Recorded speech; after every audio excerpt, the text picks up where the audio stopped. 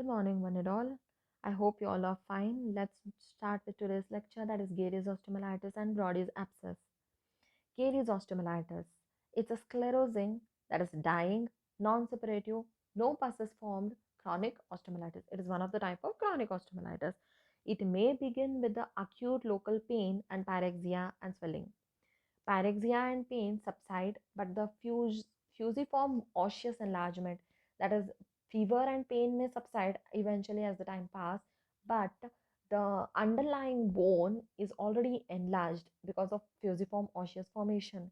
This will not subside, it will persist throughout.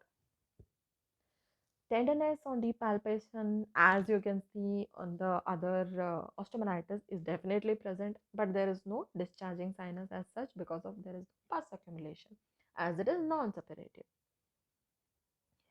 Children are more affected than adults, as you have already seen in the osteomyelitis. Usually children are more infected, and common bone here in Garre's is mandible, that is the root cause for Garre's osteomyelitis being non-separative is the infection of bone.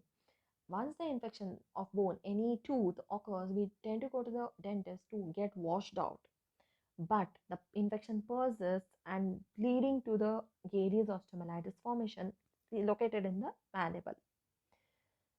Treatment is usually bed rest, and broad spectrum of antibiotics is given depending on the age, as we have already seen, and making gutter holes in order to drain the infection out and relieve the pain. Coming to the third part of chronic osteomyelitis is Brodie's abscess. I've already told Brodie's abscess is also related to body's defense mechanism. If there is body's defense mechanism is very good, it will restrict the osteomyelitis to a certain focal point. That is nothing but your Brodie's abscess. Let's look at the image, how it will look. Taking our favorite example, that is knee joint and tibia bone, look at this Brodie's abscess. The circular structure is nothing but sclerotic margin, and within present is nothing but pus fluid or jelly-like granulation tissue surrounded by the zone of sclerosis. Coming to clinical feature, we already know it is seen in youngsters, that is seen in children. The age range is 11 to 20 years.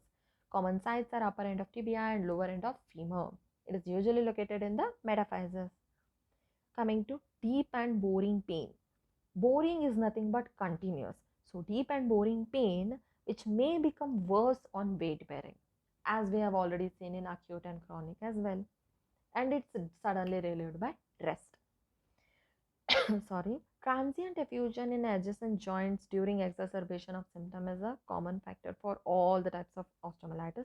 Thickening of bone is seen definitely on the X-ray. Coming to radiological feature, we have already seen that it is circular or oval. So hence the same thing is interpreted on the X-ray as well. It is circular or oval lucent area surrounded by a zone of sclerosis.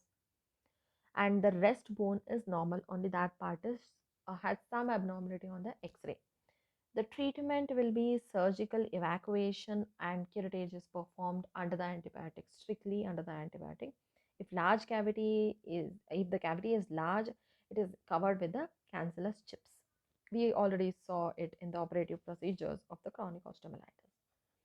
So this was Brodie's abscess and Garre's osteomyelitis. There are two more types of chronic osteomyelitis. Let's meet you all in the last part of infections of bones and joints, that is your septic arthritis.